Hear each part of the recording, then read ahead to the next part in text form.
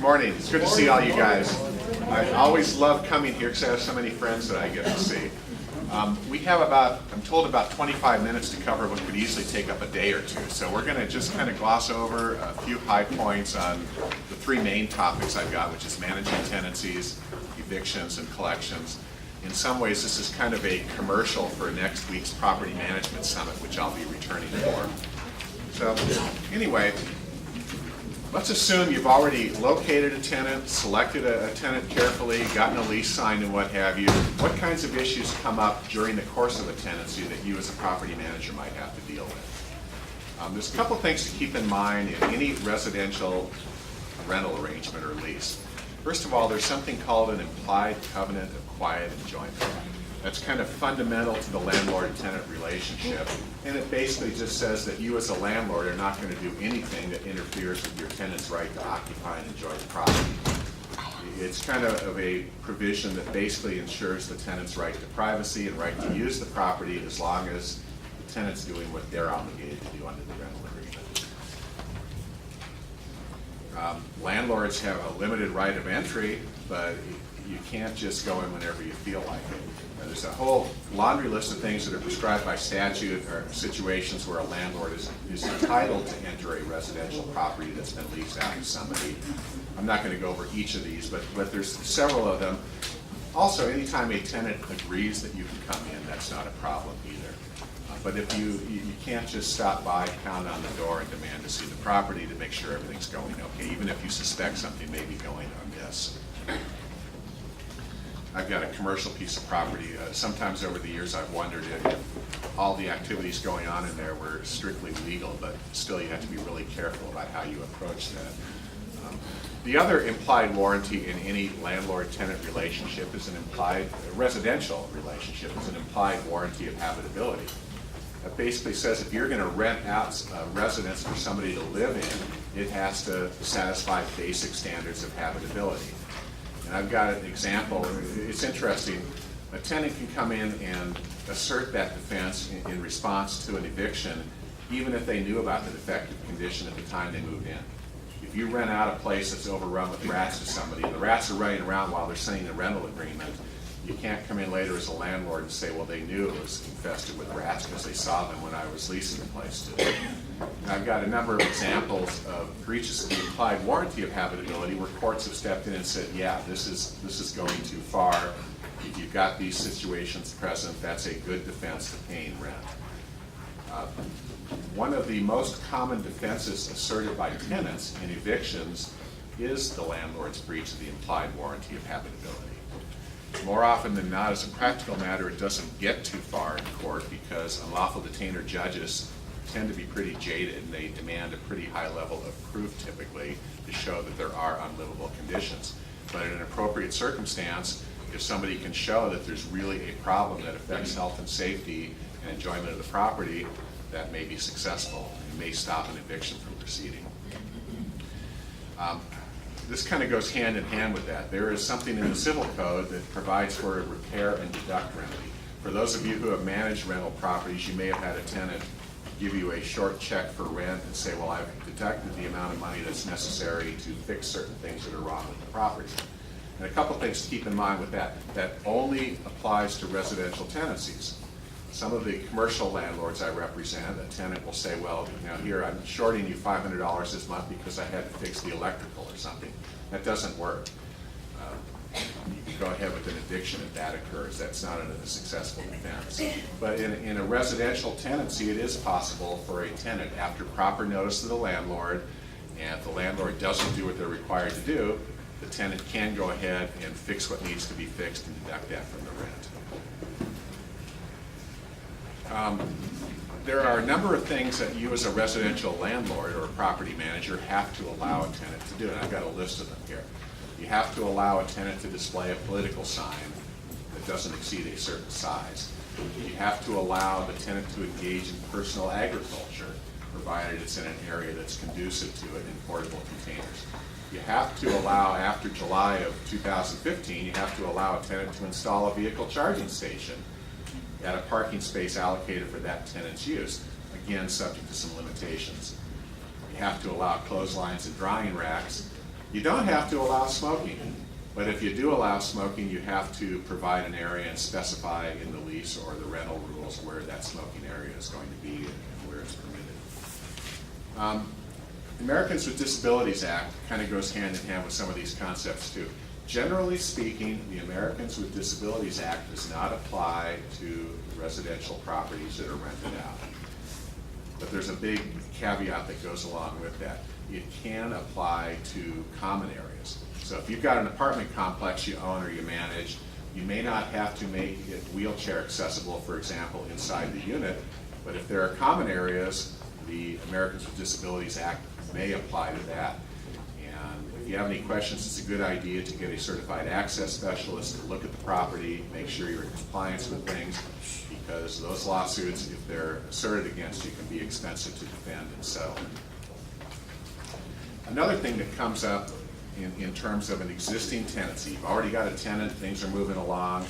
One of the hottest areas of the law currently in landlord-tenant relations is a tenant who comes along and requests reasonable accommodations for a disability.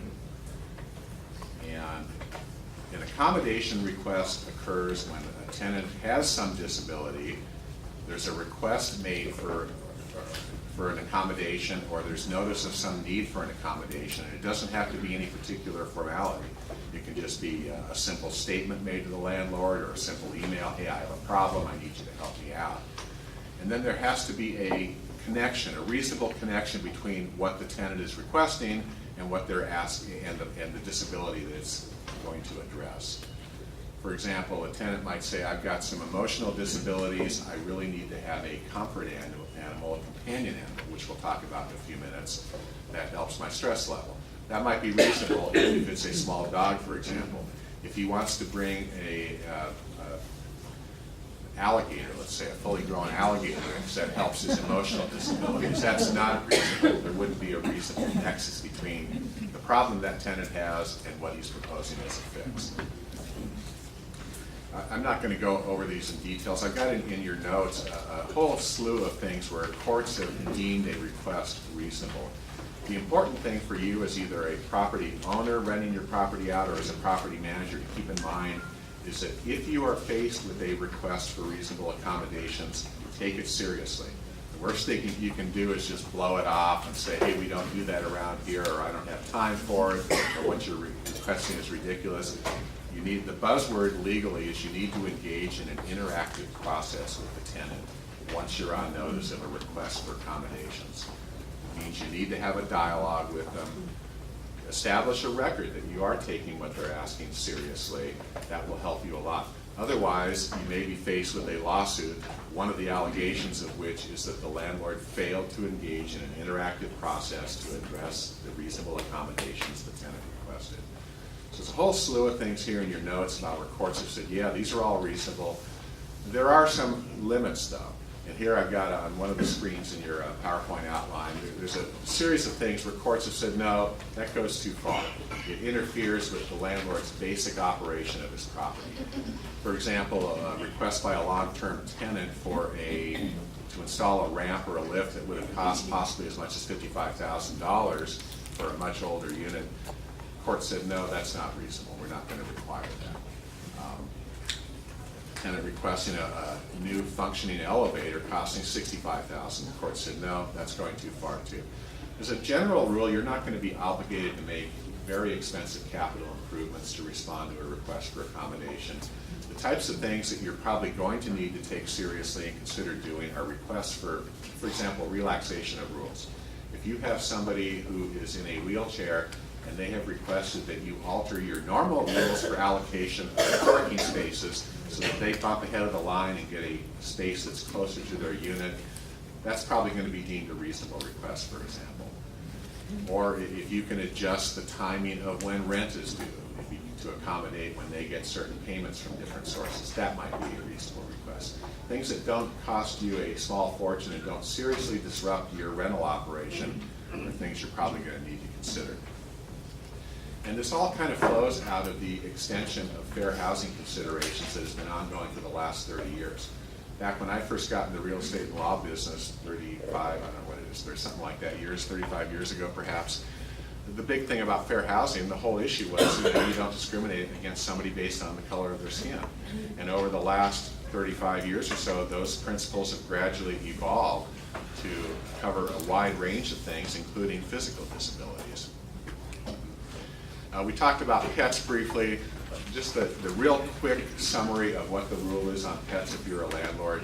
First of all, if you're a residential landlord, as a general rule, it is okay for you to ban pets entirely.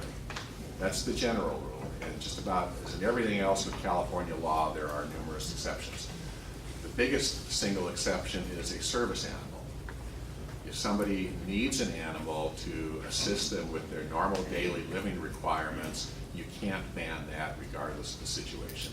And the typical, probably the most common example of that would be somebody who has a eyesight disability and they need a dog to help them ambulate, get around.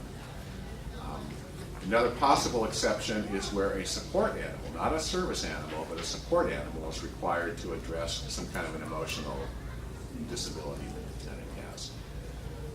Now with that general rule in mind, there's a couple of other things to keep in mind regarding pets too. It's okay to allow only certain types of breeds of dogs, for example. Certain types, the particular type of breed of dog is not yet a protected class in California. So you'd be perfectly well within your rights to say, I have the right to disallow pets altogether. However, on a case-by-case basis, I'm going to allow small, relatively harmless dogs. Poodles are okay, perhaps pit bulls are not okay.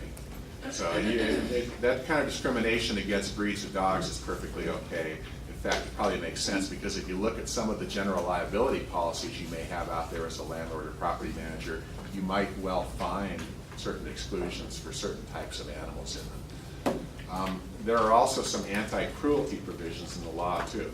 If you are going to allow a tenant to have a dog or a cat, you can't require as a condition to that consent that the animal be declawed or devocalized. It's okay to require a higher security deposit if you're going to allow dogs, but you're still faced with the same basic cap that applies to security deposits for all kinds of residential tenancies, which is 2 times the rent for an unfurnished unit, 3 times the rent for a furnished one. So for example, if you had a tenant that wanted to have that didn't have a dog and you charged a deposit, your policy was 1 month's rent for a deposit, it would be okay for you to say, if you want to have a dog, you need to give me 2 months rent as a deposit in advance. I mentioned service animals briefly, just to get back to that for a minute. A service animal is a dog or a miniature horse that's been specifically trained to assist a person with his disabilities. It's not just eyesight. It can be somebody that helps somebody who's hearing impaired detect the presence of people who are at the door, for example. It can even be a dog that reminds somebody to take their medications. I guess dogs can be trained to do that. And when you have a service animal, you have to allow them. You don't have to engage in an interactive process and think about whether or not the request is reasonable. Service animals are allowed, period. Support animals are a different story though. Support animals are the animals that somebody might want to have because it helps them with the disability they have. Most typically some kind of an emotional or stress or anxiety disability. And it's okay for you to ask for written verification of the need for the animal. What you can't do though is talk about the nature and severity of the tenant's disability. That's deemed to be invasive of their privacy and you can't go there. As I mentioned before, the most important thing to do if you're faced with a request like this, take it seriously, engage in a dialogue with your tenant, don't just blow them off. Let's go to terminating a tenancy and just touch on a few things there. We could easily spend half a day on all of these issues, but just quickly. Overview of the eviction process for those of you who aren't familiar with it. Ordinarily, if you want to get some action done in the courts in California, you would file a civil lawsuit. It would take anywhere currently from a year to maybe a year and a half to 2 years to get that case resolved. Many decades ago, the California legislature said, well, that's really not fair for residential landlords to have to spend a year in court to get rid of a tenant who isn't paying the rent. So they developed something called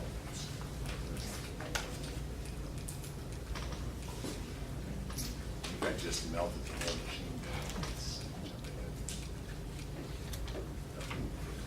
Anyway, years ago, they developed something called the unlawful detainer statutory scheme. That provides for a real quick summary way to get a non-paying tenant or a tenant who's otherwise violating a lease out of the property.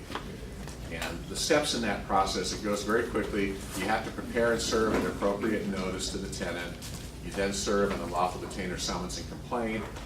You obtain a judgment for possession. You have the clerk of the court issue a writ of possession. The sheriff takes that writ with instructions from you to lock the person out of the property. He schedules a lockout, provides a short notice. Then the locks are changed, the premises are secured. We're going to touch real briefly on some of those steps in the process. Probably the most important thing when you're going to evict somebody, you need to make sure you select the proper notice to give the tenant. If somebody's not paying rent, that's typically going to be a 3-day notice to pay rent or quit. But you have to be careful. If you're going to evict somebody, the first thing you need to do as a landlord or property manager is take a look at your lease or rental agreement. Because the default in California is 3 days notice to pay rent or quit. But some leases, especially commercial leases, sometimes require a 5-day notice or some different period of notice. That's an easy way to lose an eviction if you're not watching for that. If it's not paying rent, if it's just somebody's violating a term or condition of the lease that can't be fixed, for example, if you have a no smoking facility and somebody's smoking 3 packs a day in your unit that's polluting the place and bothering other tenants, you don't have to give somebody an opportunity to cure that necessarily. They probably already caused enough damage. You may simply be able to give them a 3-day notice to quit, period. Or stop doing whatever they're doing if it can be fixed. Then there are 30-day notices, 60-day notices, depending on how long the tenant's been on the property. The rules after a foreclosure are a little bit different still. Typically, if somebody is foreclosed, all they're entitled to is a 3-day notice. However, if there's a tenant in the foreclosed property, you get into a bunch of other rules. If that tenant has a long-term lease and can prove that it's a legitimate lease, you may, as a new owner following a foreclosure, have to honor that lease. If you plan to live in the property yourself after you buy a property at foreclosure, you may still have to give somebody with a long-term lease a 90-day notice.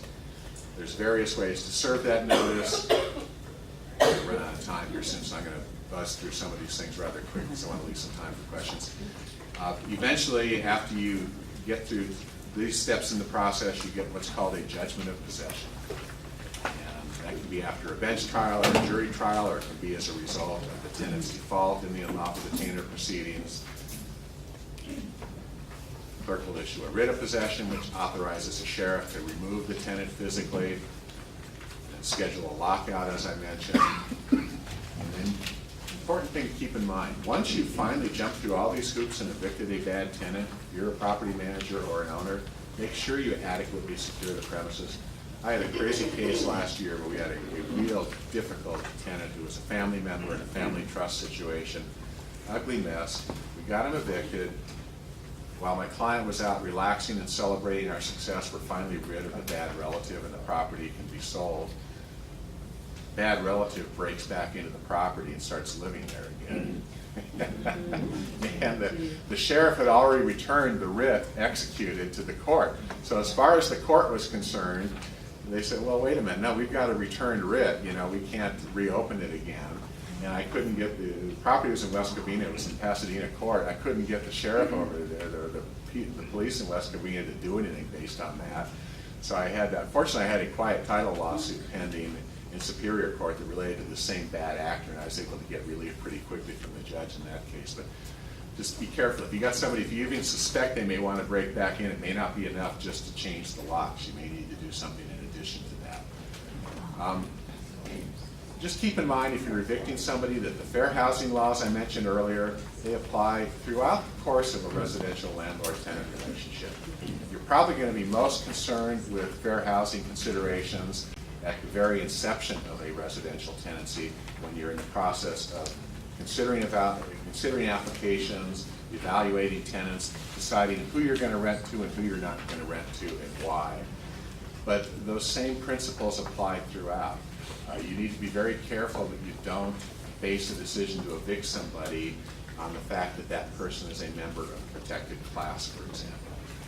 And you'd think, well, how would anybody ever prove that? Well, it happens. I've got a case now where I represent the tenant, and this landlord wasn't very bright, but the landlord sent a bunch of emails to the tenant saying things like, you know, you and your family are a bunch of pigs. Is that what they teach you at that stupid church you go to? You need to get things like this. So I got, talk about one nice bit of evidence to hand some lawyer, you know. It's there in writing, they sent it. That's how you can get hung up on this type of thing if you're dumb like this particular manager was. Just real quickly, we're not going to get into this in detail, but the whole list of protected classes in California has gradually risen over the last 30 years or so. And it's gotten to the point, I'm not going to go over these in detail, you've got them in your list, they're obviously pretty self-evident. But it would probably be fair to say that if we went around the room right here this morning, I bet you a substantial majority of everybody in this room belongs to one protected class or another, and probably to several protected classes, either based on gender or age or ethnicity, physical condition, mental condition, race, religion, you name it. Just about everybody is a member of one protected class or another. And if somebody can come along and show that they've been discriminated against because they're a member of that protected class, that can cause a lot of problems. Domestic violence is also something that kind of goes hand in hand with those considerations. Victims of domestic violence have some rights that have recently been made part of California law. Couple things. The landlord can't terminate a tenancy because acts of domestic violence occurred there. The other side of that coin is that a victim of domestic violence has the right under certain circumstances to terminate a rental agreement or a lease and move out if it's necessary to protect that person from further domestic violence. Collecting a civil money judgment, this is about the most boring stuff in the world, and you could easily spend a day going over all the ways you can collect a judgment. But just a few things to keep in mind. First of all, what is a civil money judgment and what's it good for? How long does it last? Let's say you've finally gotten rid of a rotten tenant. They owe you several months' rent, and you've got a piece of paper that says they owe you several months' rent. How good is that piece of paper? Is it just what the paper it's written on, or does it have some other benefits? First of all, a civil money judgment in California is good for 10 years. It can be renewed for an additional 10-year period and an additional 10-year period after that. So basically, if the holder of that judgment is diligent, the judgment will never expire by itself. The other good thing about judgments is if you have a judgment debtor who actually does have assets and you can eventually collect from, civil judgments in California accrue interest at a rate of 10% per annum. I don't get that kind of return on money I have in my accounts anywhere. So I've actually seen some people kind of lay in the weeds and let judgments mature for a little while before they go after them just to build up the interest. And the way you add interest and collection costs, you file a simple memorandum in court and that gets added to the judgment. How is a civil money judgment discharged? The obvious way is if somebody comes forward and pays you what they owe you, then they're entitled to require you to file something called a full satisfaction of judgment. Another way a civil money judgment can be satisfied is the person knows the money can come to the judgment creditor and say, hey, will you take 80 cents on the dollar? I'll give you that, I'll borrow it, I'll do whatever, I'll get that money to you if you completely release the debt. So you can agree to accept something less than what the amount of the judgment is. And then a common way that judgments get discharged, especially if they're substantial, is in bankruptcy. Chapter 7 liquidating bankruptcy will discharge most money judgments. It doesn't matter if the person files the bankruptcy before the judgment's entered, or at the time it's being entered, or 8 or 9 years after it's being entered. Generally, a bankruptcy will knock it out. And there are some exceptions. A judgment based on fraud or other wrongful conduct may be subject to some successful objections to discharge in the bankruptcy court. Judgment. You got this judgment, what do you do with it? What's a judgment lien? One thing you can do with your judgment is go out, get from the clerk of the court what's called an abstract of judgment and go record that. And if we get substantial money judgments for some of our landlords and property managers, we'll take it and record it in several different counties. We had a pretty sizable judgment in a case a couple of years ago that we won that and the person we knew, the judgment debtor had a lot of money. They were just screwing around playing games with us. We recorded it in 5 different counties. And lo and behold, those judgments, those abstracts of judgment came up in a couple of different escrows and got paid. There's all kinds of ways to collect a civil money judgment, which we're not going to go into detail here, but you can force a sale of real property, you can force a sale of personal property, you can garnish wages, you can levy on bank accounts, you can get the court to give you something called a turnover order, you can get a charging order against distributions from a partnership or LLC. There's all kinds of things you can do once you have a money judgment. One of the things we typically start off with more often than not is a judgment debtor exam. You can require somebody that owes you money on a judgment to come into court and under penalty of perjury answer questions you have about their assets. Those are things you can't really inquire about much before you have a judgment because it invades the person's privacy. But once you have a judgment against them, you're entitled to that information. Just real quickly, I've got a few things in here, just in your outline, just some of the recent developments of interest to property owners and managers. You've heard about this before. There's new bed bug disclosures that need to be. You've got that in your sale transactions, but also in leases and what have you. You have to, if you know, if a landlord knows his property is infested with a bed bug infestation, you have to give notice. It's kind of funny, there's no affirmative duty to inspect the unit to find that out, but if somehow the landlord finds out, you've got to give notice, and you got to do a number of other things in connection with bed bugs, and you can't retaliate against a tenant who says, hey, I've got bed bugs, you got to address the situation. There's some commercial leasing disclosures having to do with accessibility standards. I mentioned briefly the Americans with Disabilities Act. This has to go with that. There are new disclosures required about whether or not a commercial landlord has obtained a certification as to the accessibility of a property. This galls anybody, any of us who deal with tenants who don't pay their rent. Several years ago, there was a law put on the books that basically blocked public access to unlawful detainer actions. I can go on the website of any of the courts in Southern California I work in, and as to a civil matter, if I've got a case number, I can generally pull up a docket and find out exactly what's going on with that case within 2 or 3 of the days of the date the action's been filed. A few years ago, they stopped that with respect to unlawful detainer records. They thought they were doing landlords a favor because what they thought they were doing in the legislature is stopping all of these consulting services that go out and offer their services to tenants saying, hey, we can fight off this eviction for you, we can keep you in that property for 6 months, hire us. It's driving landlords nuts, so the response was, well, let's just block it so these services can't go in and find out when an eviction has been filed. But it ends up biting owners in the long run because now it's very difficult for you as a property manager or a landlord to go in and find out if your tenant has had previous evictions or not. That's information you'd certainly be entitled to consider if you're thinking about renting property to somebody. And they recently changed that law to make it even worse, effective January of this year. It used to be that unlawful detainer court records were restricted up until 60 days after filing. Now you've got to show, now they're restricted permanently forever unless the landlord wins within 60 days. And there are a lot of ways a tenant can cause an eviction to stretch 60 days. So, you know, in this, under the new law, if a landlord eventually evicts a tenant but it took him 61 days, another landlord evaluating that prospective tenant in the future is never going to find out that he was evicted through court records. So you got that problem. Discrimination, I mentioned that just recently, I think it was beginning of last year, they extended the protection of civil rights under the UNRU Act to protect discrimination based on citizenship, primary language, immigration status. Hosting platforms, you know, the Airbnb and similar models, they are now required to warn residential tenants who post with them of the risk that if you're a tenant, your home, listing your home on one of those platforms could be a violation of your rental agreement.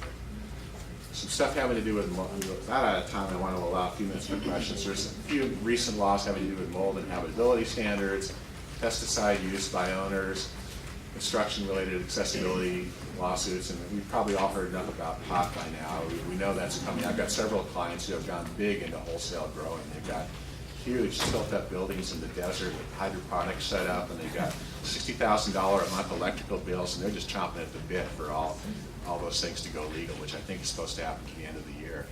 So anyway, that's a real fast overview of a whole bunch of complicated stuff. Does anybody have any questions?